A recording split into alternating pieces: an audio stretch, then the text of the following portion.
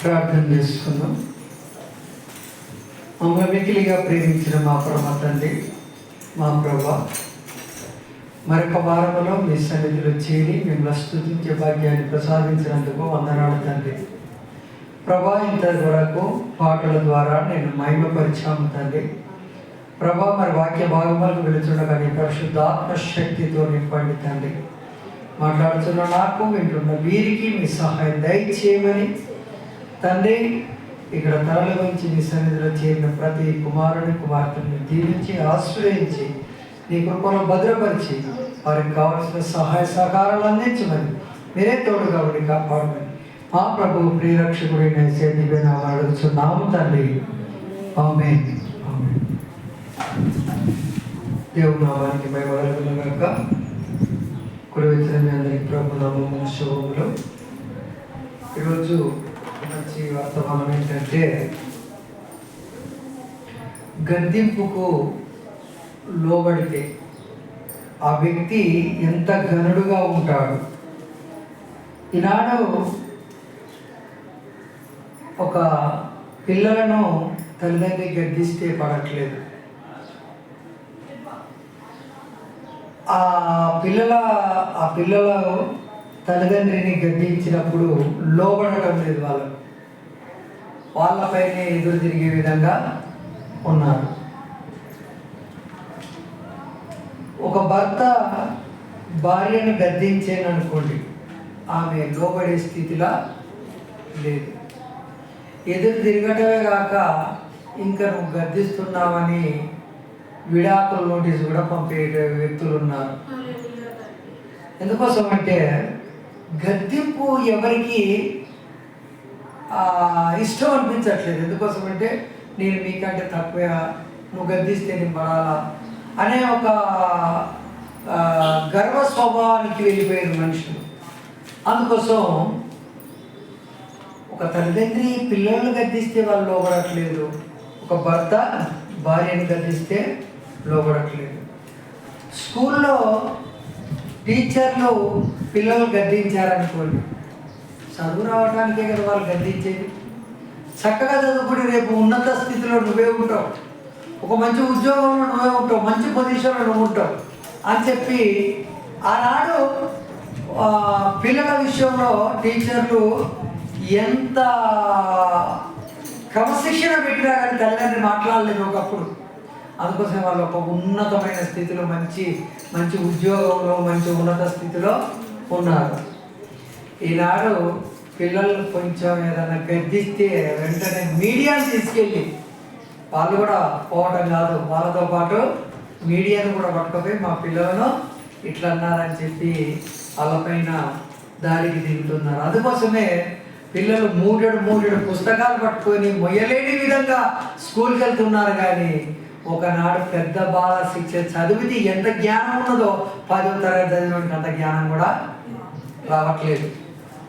వాళ్ళు కూడా టీచర్స్ ఏం చేశారంటే, నీ కర్మ నువ్వు ఎక్కడ పోతే మాకేందిరా, చదివితే చదువు, లేకపోతే లేదు, మాకు వచ్చే జీతాలు మాకు వస్తానే బా. నిన్ను గద్దించడం ఏంటి, మేము మీడియా ముందు పాపులర్ అయిపోయి మనం చెడ్డ పేర్లు తెచ్చుకోవడం ఏంటి అని చెప్పి వాళ్ళు కూడా ఎక్కువ గద్దించట్లేదు. అందుకోసము గద్దింపు ఎంత ఒక దైవ సేవకుడు ఉన్నాడు అనుకోండి. ఇప్పుడు మనం స్కూల్లో చూస్తున్నాం టీచర్ల విషయం, ఇంట్లో చూస్తున్నాం అమ్మ నాన్నల విషయం. మరి ఈ విధంగా అదే ఒక చర్చికి వెళ్ళినప్పుడు దైవ సేవకుడు గద్దించాడు అనుకోండి, మరొక వారం ఏం చేస్తారంటే, ఆయన గద్దించి మాట్లాడుతాడు, ఆయన చర్చికే మనం పోవాలి, ఇంకెన్నో చర్చిలు ఉన్నాయి కదా అని చెప్పి వెళ్ళే విధంగా కూడా విశ్వాసులు ఉన్నారు. అందుకోసము దేవుడు ఏమంటున్నాడంటే, ఒక్క మాట చూస్తే సామెతల గ్రంథము 1వ అధ్యాయము 23వ వచనం ఒక మాట చూడండి. సామెతల గ్రంథము 23వ వచనం.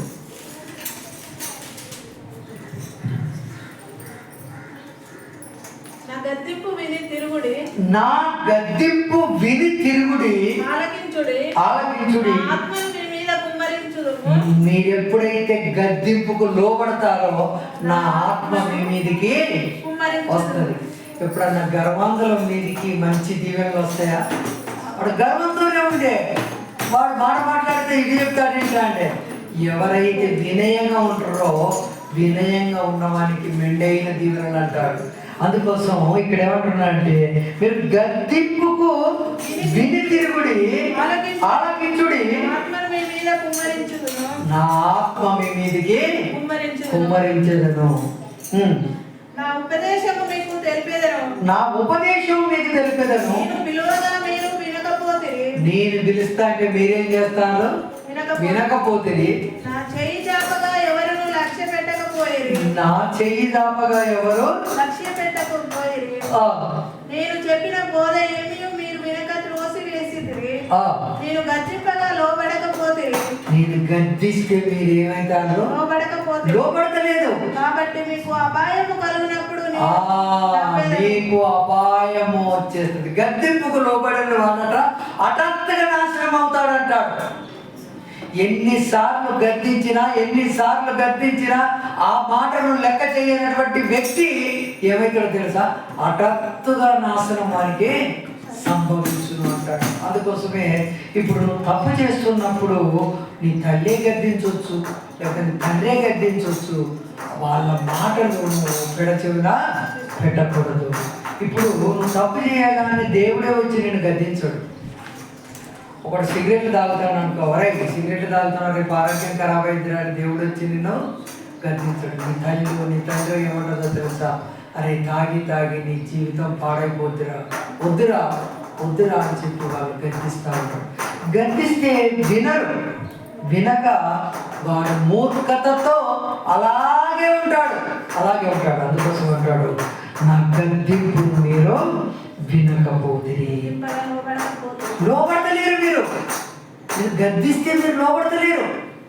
నేను మీ తండ్రి లోపల నేను ఒక ఆత్మగా వచ్చి నీ పిల్లలు చెడిపోతున్నారు వాళ్ళని గద్దించు అని చెప్పి వాళ్ళని హెచ్చరిస్తాను. హెచ్చరించినప్పుడే అతను నిన్ను గద్దిస్తాడు. గద్దిస్తే నువ్వేం చేస్తావంటే వాళ్ళపైన తిరుగుబాటు చేస్తావు. ఒక విద్యార్థి స్కూల్లో చదివినప్పుడు టీచర్ గద్దించింది అనుకోండి, వాడు ఒక మంచి ప్రయోజకుడు అయిపోతాడు. తిరిగి పెద్ద ఒక మంచి ఉద్యోగంలో వాడు స్థిరపడతాడు. ఆనాడు అందుకోసమే వాళ్ళు ఏం చేశారంటే పిల్లలను తీసుకుపోయి టీచర్ గొప్ప చెప్పి, వాడిని నువ్వు ఏం చేస్తావో మాకు తెలియదు కానీ మనకి చదువు మాత్రం రావాలి. వాడిని కొడతావా, గోడకు చేస్తావా, కోదన్న నీస్తావా, వాడిని ఏం చేస్తావో నాకు తెలియదు, చదువు మాత్రం చక్కగా రావాలి వాడిని ఒప్ప చెప్పారు.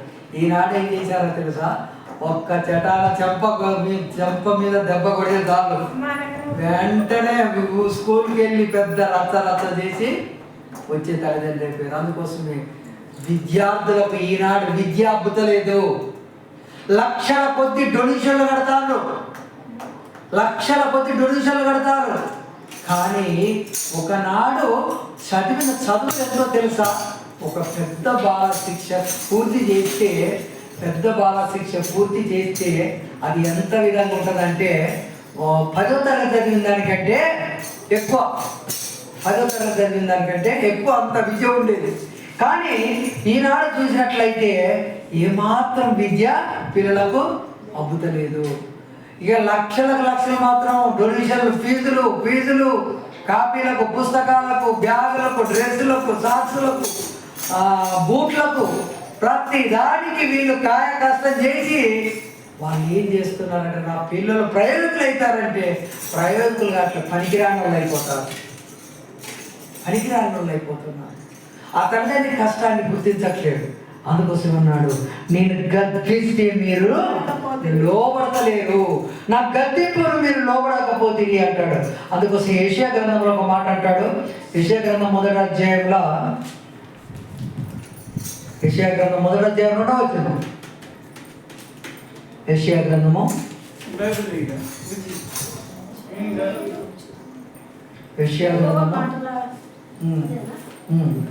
యెహోవా మాటలాడుచున్నాడు, ఆకాశము ఆలకించుము, భూమి చెవియొగ్గుము.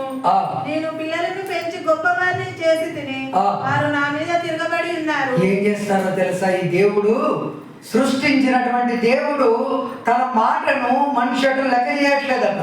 చేయకుంటే దేవుడు అటు ఇప్పుడు ఎవరితో మాట్లాడుతున్నాడో తెలుసా? పంచభూతాలతో మాట్లాడుతున్నట్ట. ఆకాశం, భూమి, గాలి, నీరు ఇవన్నీ పంచభూతాలు. అయితే వేడితో మాట్లాడుతున్నాడు. ఇప్పుడు యెహోవా మాట్లాడుతున్నాడు. ఆకాశం ఆలకించుము, భూమి చెవియొగ్గుము. భూమి చెవియొగ్గు. నేను పిల్లలను పెంచి గొప్పవారిని చేసితిని, వారు నా మీద తిరగబడి ఉన్నారు. ఎద్దు తన కామందు నెరుగును, గాడిద సొంత వారి తోటి తెలుసుకొనును. ఈ రెండు ఏంటంటే చెప్పండి. గాడిదను ఎద్దు ఏంటంటది? గడ్డి తినేటువంటి గాడిద మాట వింటాంది, ఎద్దు మాట వింటాంది. కానీ అన్నం తినే మనిషి మాత్రం వినట్లేదు. అందుకోసమే దేవుడు అంటున్నాడు, ఎద్దు అటువంటిది తన యజమాని ఎవరో తనకు తెలుసు. ఇతరులను కుమ్మినా పొడిచినా బుసుబుసు అన్న తన యజమాని దగ్గర పోగానే సైలెంట్గా ఉంటాడు. చెలక్కాడు వదిలిపెడితే ఇంటి దాకా గత బాట పట్టుకొని వస్తుంది. అది నా యజమాని ఇదే. చూడను ఈయన పని ఉండి ఎటో పోయినా కానీ దాన్ని వదిలిపెట్టినట్టుగా చక్కగా ఇంటికి వచ్చేస్తుంది అది చెలక్కాడు నుంచి. అందుకోసం అంటున్నాడు, ఒక ఎద్దు గడ్డి తినే ఎద్దు అటువంటిది, ఎద్దు తన కామాందును ఎరుగుతుంది. గాడిద సొంత వారి తోటి తెలుసుకొనును. ఇశ్రాయేలుకు తెలివి లేదు, నా జనులు ఎంచింపరు, నా జనులు యోచింపరు, పాపిష్టి జనమైపోయారు. దోషభరితమైన ప్రజలారా, దుష్ట సంతానమా, చెరుపు చేయి పిల్లలారా, మీకు శ్రమ వారు, మీకు శ్రమలు వస్తాయి. చెరుపు చేయి పిల్లలారా, యెహోవాను విసర్జించి ఉన్నారు. ఇశ్రాయేలు యొక్క పరిశుద్ధ దేవుని దూషింతురు, ఆయనను విడిచి తొలగిపోయి ఉన్నారు. నిత్యము తిరుగుబాటు చేస్తున్నాడు ప్రతి మనిషి. ఇదే కదా. ఒక పనిని పెట్టుకున్నాం అనుకో, ఆ పనివాడు ఏం చేస్తాడు? యజమాని మీద తిరగబడతాడు. రోగానికి ఏం చేయించుకుంటాగా పని మనకి పూటకు లెక్కనే చేసినప్పుడు కొంచెం అనుగమని ఉంటే మనకి ఎంతో దీవెన ఉంటుంది. ఆ యజమాని కూడా మనకి ఏ కష్టం వచ్చినా ఆదుకునే స్థితిలో ఉంటాడు. కాబట్టి దేవుడు అంటున్నాడు, ఒక యజమాని, ఒక పనివాడు యజమాని మీద తిరగబడుతున్నారు, ప్రజలు ప్రభుత్వం మీద తిరగబడుతున్నారు, పిల్లలు తల్లిదండ్రుల మీద తిరగబడుతున్నారు, స్కూల్లో టీచర్ల మీద విద్యార్థులు తిరగబడుతున్నారు. అందుకోసం మీరు గద్దెంపుకు లోబడతలేరు కాబట్టి మీరు గద్దె మీద కూర్చునే స్థితికి మీరు ఎన్నడో రారు. ఘనహీనులైపోతారు. అందుకోసమే అంటాడు. ఇంకా అదే 30వ అధ్యాయం యెషయా గ్రంథం 30వ అధ్యాయం 30వ అధ్యాయం 9వ వచనంలో, యెషయా గ్రంథము 30వ అధ్యాయము 9వ వచనం. ఏది చూడుడి, విస్మయముందుడి, మీ కళ్ళను చెడగొట్టుకొనుడి. 30వ అధ్యాయము 18వ వచనం. 30వ అధ్యాయం 9వ వచనం. వారు తిరగబడి జనులు అబద్ధమాడు పిల్లలు అట. ఇప్పుడు పిల్లలు ఎప్పటి నుంచి అబద్ధాలు నేర్చుకుంటారో తెలుసా? చిన్నప్పటి నుంచి అబద్ధాలు నేర్చుకోవడం. పెద్ద ఇంకెంత ముదిరిపోవాలో చెప్పండి. చిన్ననాటి నుంచే స్కూల్కు విడిచిపెట్టి ఎక్కడో ఆడుకొని వచ్చి ఎడిపోయినవారు అంటే, నేను స్కూల్కే పోయినా మమ్మీ, నేను స్కూల్కే పోయినా. చిన్ననాటి నుంచే తల్లిదండ్రికి ఇలాంటి అబద్ధాలు చెప్పే పిల్లలుగా వారు తిరగబడి జనులు, అబద్ధమాడు పిల్లలు, ధర్మశాస్త్రము విననొల్లని పిల్లలు, దర్శనము చూడవద్దని దర్శనము చూచిన వారితో చెప్పువారును, యుక్త వాక్యములను మాతో ప్రవచింపకుడి, మాటలని మాతో పలుకుడి. అందులో 18వ వచనం చూడండి, 30వ అధ్యాయం 18వ వచనం. కావున మీ అందు దయ చూపవలన, దేవుడు ఏం చేస్తాడో తెలుసా? మీ అందు దయ చూపాలని ఆయన చూస్తాడు. దేవుడు ఏం చేస్తాడట? మీ అందు దయ చూపవలనని యెహోవా ఆలస్యం చేయుచున్నాడు, మిమ్మల్ని కనికరింపవలనని ఆయన నిలవబడి ఉన్నాడు. యెహోవా న్యాయము తీర్చు దేవుడు. ఆయన నిమిత్తము కనిపెట్టుకొను వారందరూ ధన్యులు. దేవుని కొరకు కనిపెట్టుకోవాలన్నమాట. ఒక మనిషి మీద కాదని నువ్వు పెట్టే నమ్మకం. ఒక ఉన్నత స్థితిలో ఉన్నా, పేద స్థితిలో ఉన్నా, ఒక ఆరోగ్యం బాగలేకున్నా, ఒక ఆరోగ్యం బాగున్నా, ఏ స్థితిలో ఉన్నా కానీ నీ ఆశ, నీ ధ్యాస ఎవరి మీద ఉండాలంటే దేవుని మీద ఉండాలి. ఆయన మీద కనిపెట్టుకుని ఉండాలి. పొద్దంతా పనిచేసినప్పుడు పొద్దుగుప్తే యజమాని చేతుల వైపు కూలివాడు ఎలా చూస్తూ సంతోషిస్తాడో దేవుని వైపు అలా సంతోషించాల. దేవుని వైపు మనం చూసి మన ఆశ, మన ధ్యాస ఆయన మీద ఉంటే ఆయన అంటాడు, యెహోవా ఆయన నిమిత్తము కనిపెట్టుకొని మృదువారు అందరూ ధన్యులు. ఎంతమంది అయితే ఆయన ఎందుకు కనిపెట్టుకొని ఉంటారో వారిని అంటే ఏం చేస్తారో తెలుసా? కనికరించే రోజు ఒక రోజు వస్తుందట. పూటకు పావు షేరు బియ్యం లేకున్నా పర్వాలేదు, నువ్వు ఆయన ఎందుకు కనిపెట్టుకొని ఉన్నావు అనుకో, ఒకనాడు నీ ఇంట్లో 10 బస్తాలు బియ్యం స్టాక్ ఉండే విధంగా ఉంటుంది. నువ్వు ఆయన ఎందుకు కనికరంతో కనిపెట్టుకొని నువ్వు ఉండు, కనికరించే రోజు ఒక రోజు వస్తుంది. అందుకోసం ఆయన మాటలను గద్దెంపుకు లోబడాలి.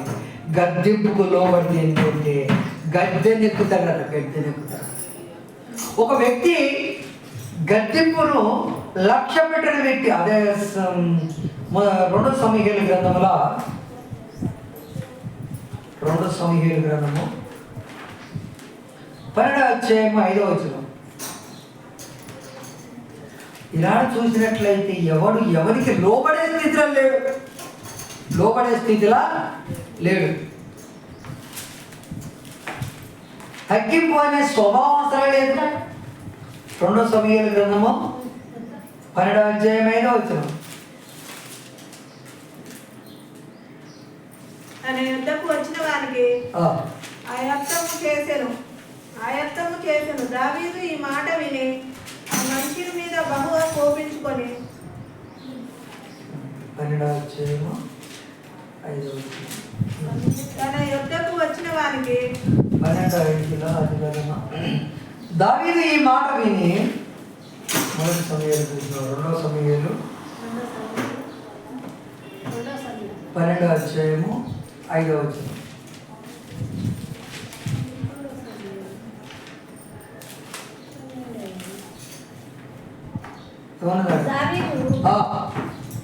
ఈ మాట విని బహుగా కోపించి యెహోవా జీవంతోడు ఈ కార్యము చేయుచున్నవాడు మరణం పాత్రుడు వాడు, కానీ కారణం లేక. ఇక్కడ చూసినట్లయితే దావీదు ఒక తప్పు చేశాడు. దావీదు ఏం చేశాడో తెలుసా? ఒక తప్పు చేశాడు. దావీదు ఈ మాట విని మనుషుల మీద బహుగా కోపించి యెహోవా జీవంతోడు నిశ్చయంగా ఈ కార్యం చేసిన వాడు మరణ పాత్రుడు, వాడు కనికరము లేక ఈ కార్యం చేశాను గనుక గొర్రె పిల్లలకు ప్రతిగా 4 గొర్రె పిల్లలు నీయవలనని నాతానుతో అనెను. ఇక్కడ దావీదు ఎవరంటే రాజు. ఇప్పుడు రాజు తప్పు చేస్తే ఎవరు చెప్పాలా చెప్పండి? ఎవడైనా భయపడతాడు రాజును చూసి. ఇప్పుడు ప్రవక్త ఎలాంటి వాడు తెలుసా? రాజు కంటే గొప్పవాడు. ప్రవక్త తన నోటి నుండి ఏది మాట్లాడితే అది జరుగుతుంది. దేవుని తరపున ప్రవక్తలు ఉంటారు. ఇప్పుడు నాతాన్ అనే ప్రవక్త ఏం చేశాడంటే దావీదు దగ్గరికి పోయి అంటున్నాడు, రాజా, ఒక ఐశ్వర్యవంతుడు ఉన్నాడు ఒక ఊర్లో.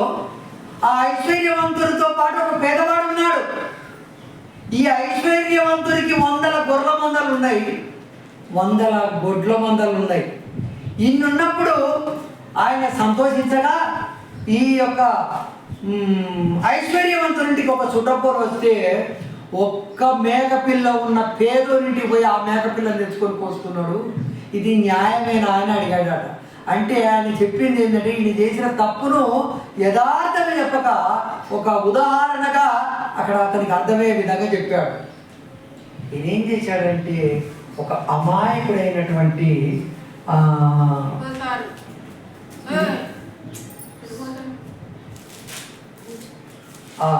అక్కడ చూసినట్లయితే చూడండి ఒకసారి 12వ అధ్యాయము 3వ వచనం చూడండి ఒక మాట.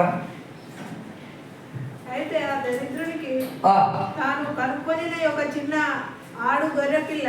ఈయనే ఒక స్టోరీ మాదిరిగా ఇక్కడ చెప్పాడట దావీదుకు. పోగానే రాజా నువ్వు తప్పు చేశామంటే ఎటువంటి వాడికైనా కోపం వస్తుంది.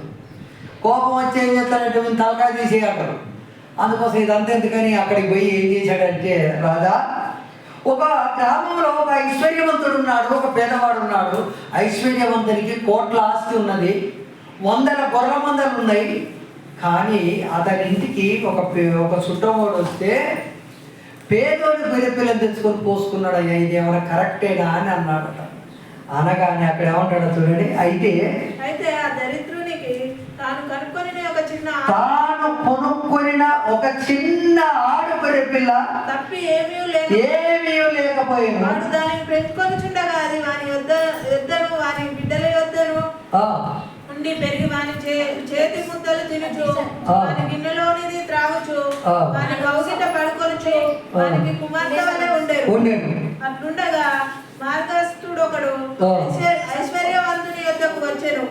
అతడు తన యొద్దకు వచ్చిన మార్గస్థునికి ఆయాసము చేయుటకు తన గొర్రెలలో గాని గొడ్లలో గాని దేనిని ముట్టనొల్లక తన గొర్రెల్లో ఉన్నదాన్ని తెచ్చుకోలేదట.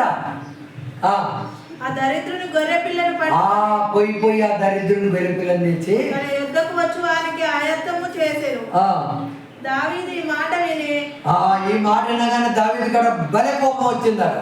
వచ్చి మీద బహుగా కోపించుకొని యెహోవా జీవము తోడు నిశ్చయముగా ఈ కార్యం చేసిన వాడు మరణపాత్రుడు. వాడెవడో వాడు కనికరం లేక ఈ కార్యం చేసిన కనుక ఆ గొర్రె పిల్లకు ప్రతిగా 4 గొర్రె పిల్లలు నీయవలెనని నాతానుతో అనెను. ఇప్పుడు ఏమన్నాడు తెలుసా ఆ నాతాను ప్రవక్తతోని? వాడు ఎవడైనా పర్వాలేదు, వాడు చేసింది తప్పు. వాడు ఒక్క గొర్రె పిల్లకు 4 గొర్రె పిల్లలు ఇవ్వాలని చెప్పాడు. చెప్పేసరికి ఇప్పుడు అంటున్నాడు నాతాను ప్రవక్త, ఆ తప్పు చేసింది ఎవడో కాదు,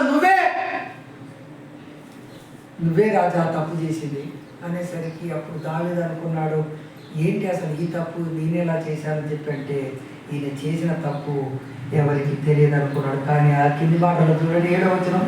నాతాను దావీదును చూసి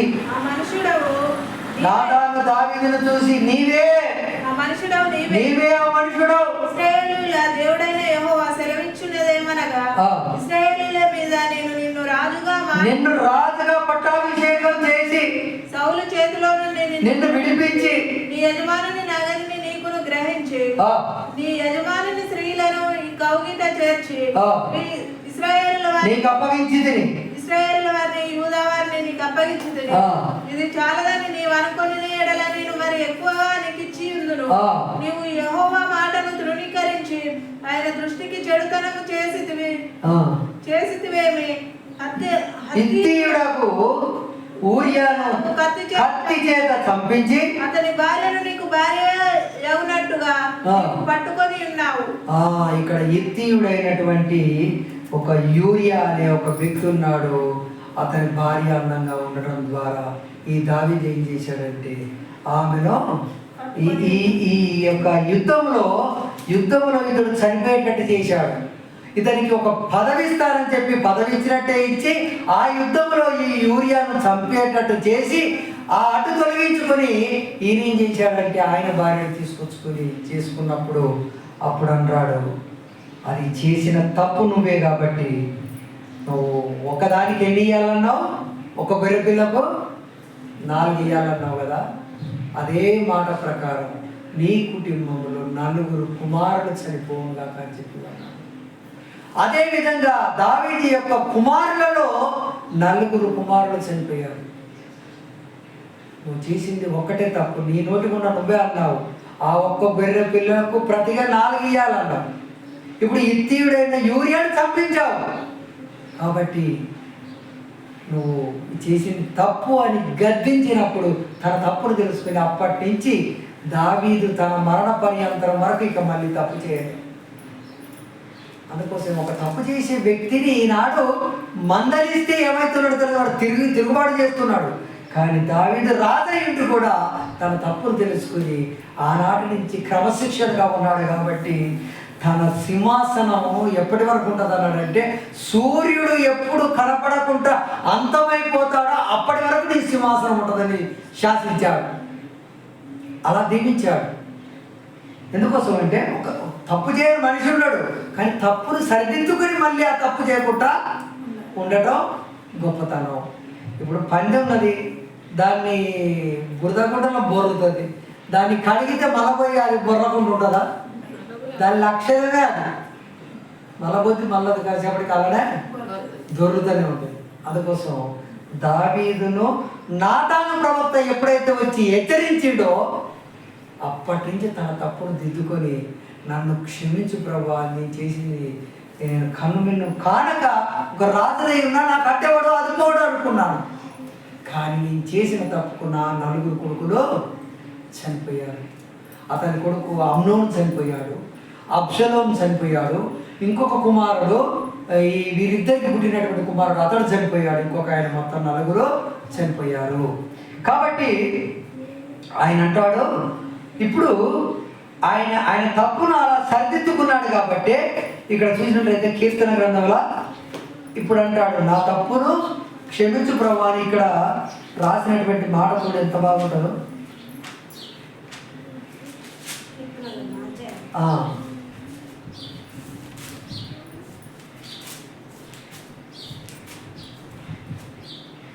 యాభై మొదటి నుంచి 51.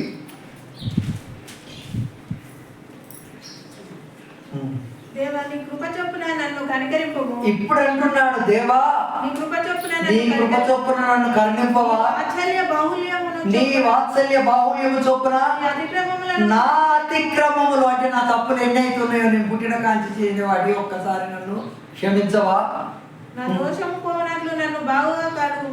నేను చేసినటువంటి దోషం పోవునట్లు నన్ను బాగా శుభ్రం చేయి. బాగా జిడ్డు పెట్టిందని ఏం చెప్తాం, బాగా గట్టిగా తోమితే శుభ్రమవుతుంది. నా దోషము పోవునట్లు నన్ను బాగా కడుగుము, నా పాపము పోవునట్లు నన్ను పవిత్రపరచుము.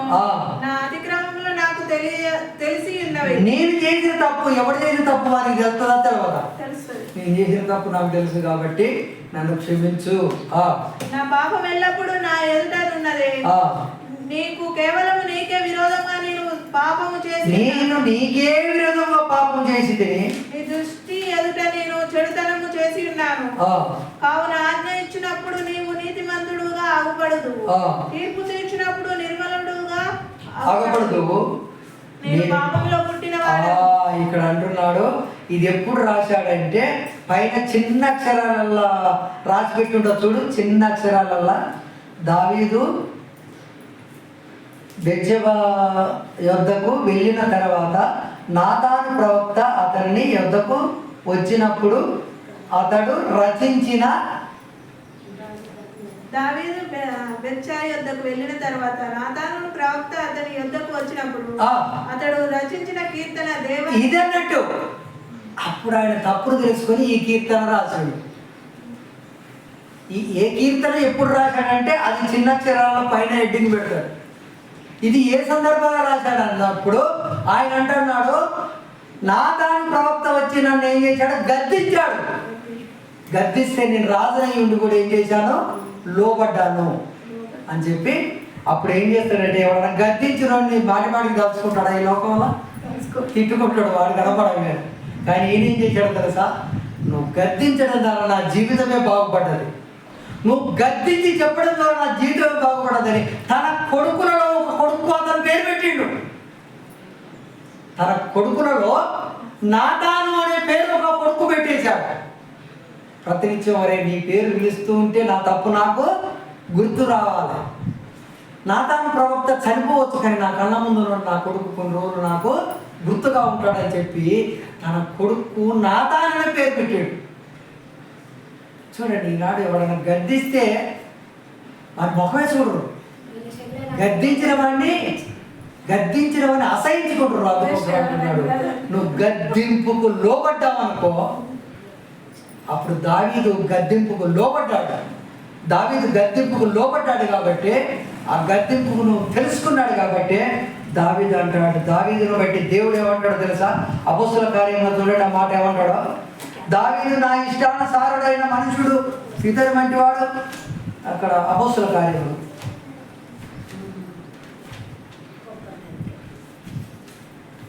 అపొస్తలుల కార్యములు 13వ అధ్యాయము 21వ వచనం. అపొస్తలుల కార్యములు 13వ అధ్యాయము బైబిల్కు పెట్టి తీస్తారా? 21. ఆ తర్వాత వారు రాజు కావాలనని కోరగా దేవుడు బెన్యామీను గోత్రీయుడును కీషు కుమారుడనైన సౌలును వారికి 40 ఏళ్ల వరకు దయచేసారు. తర్వాత అతన్ని తొలగించి దావీదును వారికి రాజుగా ఏర్పరిచారు. ఇప్పుడు అదే సౌలును మొదలు రాజు చేశాడు. కానీ సౌలు తప్పు చేస్తే గర్జిస్తే ఇక్కడ ఏం చేశాడంటే ఈ సౌలు లోబడలేదు. సౌలు లోబడలేదు. లోబడని వ్యక్తిని ఏం చేశాడు తెలుసా? లోబడని వ్యక్తి గద్దె దించేశాడు. లోబడని వ్యక్తిని గద్దె దించి లోబడే వ్యక్తిని గద్దెక్కిచ్చాడు. ఆయన నేను యెష్షయి కుమారుడైన దావీదును కనుగొంటిని. అతడు నా ఇష్టానుసారుడైన మనుషుడు, అతడు నా ఉద్దేశములన్నీ ఏమంటున్నాడు? అతడు నా ఇష్టానుసారమైన మనుషుడు. నా ఉద్దేశములన్నీ నా ఉద్దేశం అంటే నేను ఇంకా ఏదైతే పని చేయాలనుకుంటానో ఈ ప్రపంచంలో అది మిగతాది దావీదు చేస్తాడు అని చెప్పి నా ఉద్దేశములను నెరవేర్చువాడు చెప్పి అతని గురించి సాక్ష్యం ఇచ్చారు. అతని సంతానం నుండి దేవుడు తన వాగ్దానం చొప్పున ఇశ్రాయేలుల కొరకు రక్షకుడగు యేసు పుట్టించారు. అయితే అక్కడ చూసినట్లయితే అక్కడ ఏమన్నాడంటే నా ఉద్దేశములను నెరవేర్చువాడు. నా ఉద్దేశములను నెరవేర్చువాడు. దావీదు నా ఇష్టానుసారుడైన మనుషుడని ఒప్పుకున్నాడు. ఎందుకోసం అంటే తప్పు చేయని మనిషి ఉన్నాడు, కానీ తప్పును సరిదిద్దుకున్నవాడు గొప్పోడు. అతడు బెత్షెబాతో చేసిన తప్పు, మొదటి తప్పు, ఆ తప్పును చేయబట్టి 4 కొడుకులు చనిపోయారు. మిగతాది తన రాజ్యం మీద కూడా చాలా విపత్తులు వచ్చేసాయి. తన రాజ్యం మీద కూడా విపత్తులు వచ్చినప్పుడు అప్పుడు అంటాడు, ప్రభు తప్పు చేసింది నేను కాబట్టి నువ్వేమైనా శిక్షిస్తే నన్ను శిక్షించకూడదు, నా రాజ్యంలో ఉన్న ప్రజలను మాత్రం శిక్షించకు అని చెప్పి వేడుకుంటాడు. అందుకోసం ఆయన ఇలా చేసినప్పుడు ఆయన సింహాసనం అన్నమాట ఎప్పటి వరకు ఉంటుందని ఒకసారి చూడండి. 89వ అధ్యాయం కీర్తన గ్రంథంలో 89 3వ వచనం. 89వ అధ్యాయం కీర్తన గ్రంథము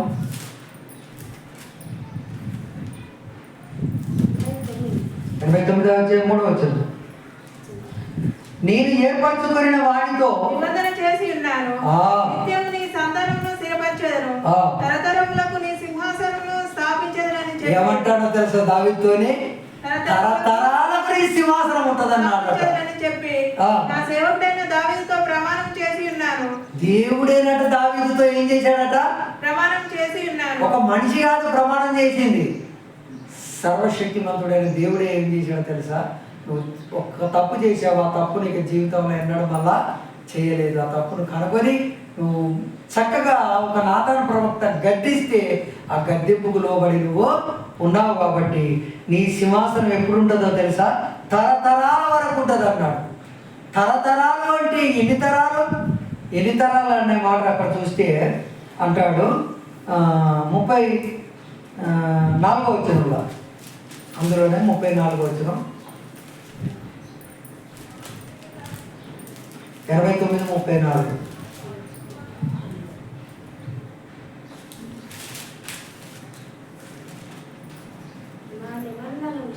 నా నిబంధనను నేను రద్దుపరచను, నా పెదవుల గుండా మాటను మార్చను.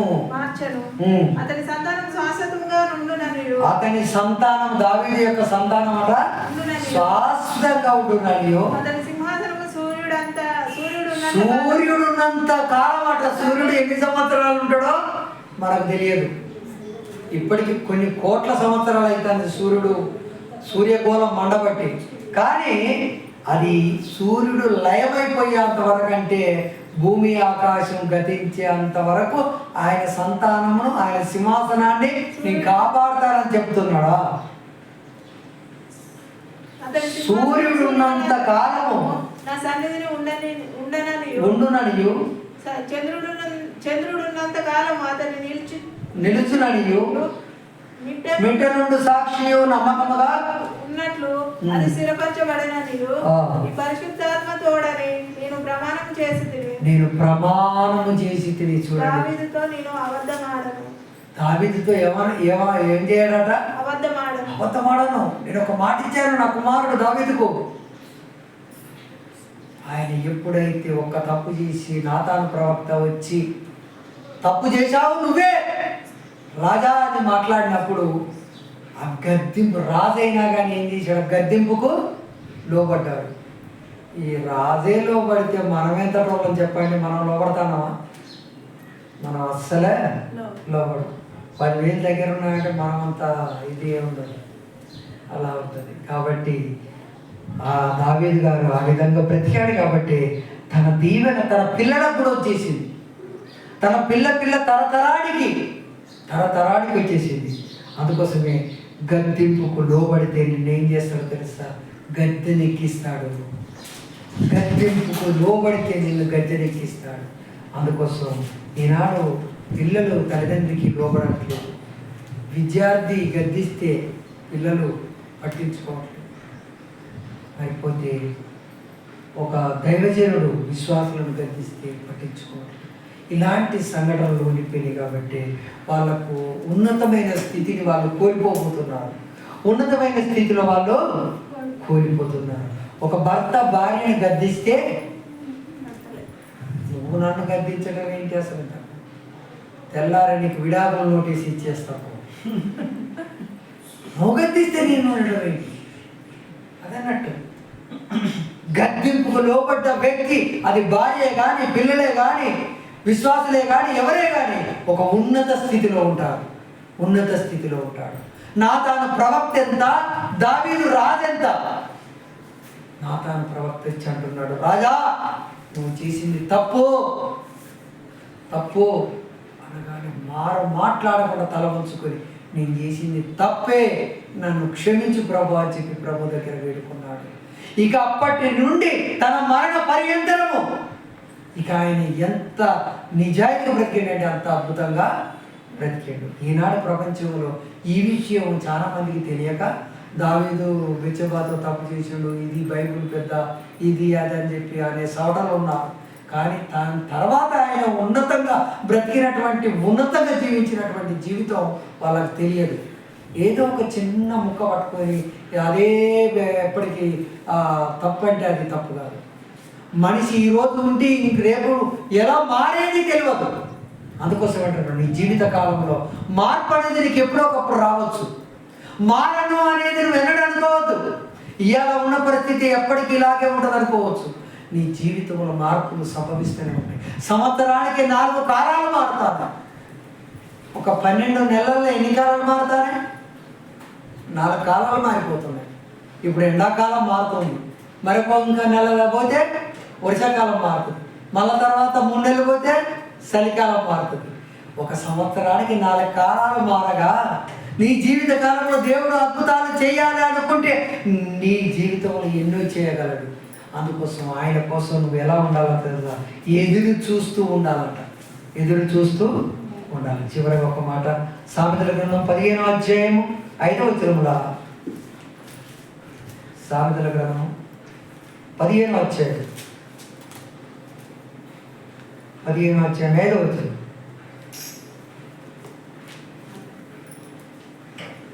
మూఢుడు తన తండ్రి చేయి శిక్షను తిరస్కరించును. గద్దింపుకు లోబడు వాడు ఏమైతాడట? బుద్ధిమంతుడైతాడట. వాడు మన జీవితంలో ఒక ఉన్నత స్థితిలోకి వస్తాడట. గద్దింపుకు లోబడేవాడు బుద్ధిమంతుడు అవుతాడు.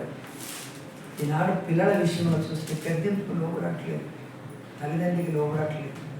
చిన్ననాటి నుంచి వాళ్ళు చేసే పనులు ఎలా ఉంటాయంటే అందుకోసం అంటాడు మూర్ఖుడట. మూర్ఖుడు ఎన్నిసార్లు గద్దించినా తన తండ్రి వాడు వినడాట. వీడు గద్దిస్తూనే ఉంటాడు, వాడు పోతూనే ఉంటాడు. వీడు గద్దిస్తూనే ఉంటాడు, వీడు పోతూనే ఉంటాడు. కానీ దేవుడు ఏమంటాడు, నువ్వు గద్దింపుకు లోబడని వ్యక్తి అయినప్పుడు హఠాత్తుగా మరణం నీ వెంట వచ్చున్నాడు, నీకు ప్రాప్తించునన్నాడు. ఎన్నిసార్లు గద్దించినా లోబడని వ్యక్తి అట హఠాత్తుగా మరణం అంటాడు వాడికి. అందుకోసం అంటాడు మూఢుడు తన తండ్రి చేయు శిక్షను తిరస్కరిస్తాడు. గద్దింపునకు లోబడువాడు బుద్ధిమంతుడవును. గద్దింపుకు లోబడువాడు బుద్ధిమంతుడవును. నీతిమంతుని ఇల్లు గొప్ప ధనమిది. నీతిమంతుని ఇల్లు ఎలా ఉంటుందట? గొప్ప ధనం. అలా ఏం ధనం లేకున్నా ఏం లేదు, కానీ గొప్ప ధననిధి లాంటిదట. నీతితో ఉంటే, ధర్మంతో ఉంటే, అబద్ధం ఆడకుండా సత్యంగా నువ్వు జీవిస్తే అక్కడ అంటాడు, అక్కడ నీది ఒక ధననిధి నీ ఇల్లు అంటాడు. నీతిమంతుని ఇల్లు ధననిధి. భక్తిహీనుని కలుగవచ్చు భక్తిహీనునికి ఏమవుతుందో తెలుసా? భక్తిహీనికి కలుగు వచ్చుబడి శ్రమ కారణము. జనుల పెదవులు తెలివిని వెదజల్లును. బుద్ధిహీనుల మనసు స్థిరమైనది కాదు. భక్తిహీనులు అర్పించు బలులు యెహోవాకు హేయములు. యథార్థవంతుల ప్రార్థన ఆయనకు ఆనందకరము. నువ్వు యథార్థంగా ఉండి ప్రార్థన చేసావనుకో, నీ ప్రార్థన వింటూ అట దేవుడు సంతోషిస్తాడట. అలాంటి సంతోషించే విధంగా మనం జీవించాలి. అందుకోసమే గద్దింపుకు లోబడితే గద్దెనెక్కుతాము. గద్దింపును తిరస్కరించావనుకో అది హఠాత్తు మరణంలోకి వెళ్ళిపోతాం.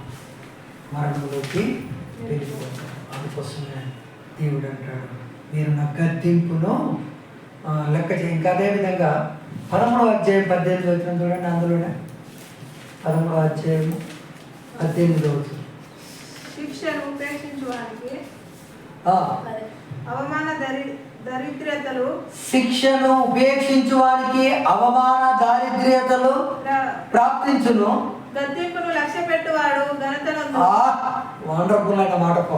గద్దింపును లక్ష్య పెట్టువాడట ఘనతనందును. ఘనత వస్తుందట వానికి. గద్దింపును లక్ష్య పెట్టువాడు ఘనతనెక్కుతాడు, గద్దె మీద ఉంటాడు, వాడు ఘనంగా ఉంటాడు. నువ్వు లోపడి తల వంచుకున్నానని తలదించుకున్నానని ఎప్పుడు అనుకోకు.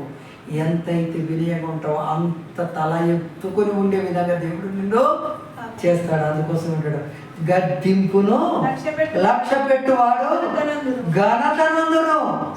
ఆశ తీరుట ప్రాణము తీపి. చెడుతనము విడుచుట మూర్ఖులకు అసహ్యము. జనుల సాహసము చేయవాడు జనము గలవాడవును.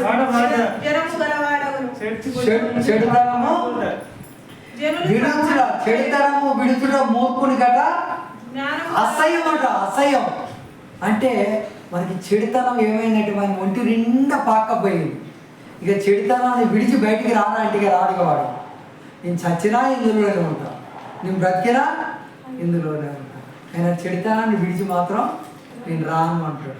మూర్ఖునికి అసహ్యం అట. గద్దింపు మాట మూర్ఖునికి అసహ్యం. అందుకోసం అంటున్నాడు గద్దింపును లక్ష్య పెట్టువాడు ఘనతనందును. అందుకోసం దేవుడు అన్నాడు, ఒక భార్య భర్తకు లోబడాలి, ఒక పిల్లలు తల్లిదండ్రికి లోబడాలి. భార్య భర్త పిల్లలు అంతా కలిసి దేవుడికి లోబడాలి. అప్పుడు కుటుంబం అద్భుతంగా ఉంటుంది. దేవుడు నామానికి మహిమ కలుగును గాక. ఆమేన్. నాకు సాక్షిత్వమా పాట పాడుతున్నా.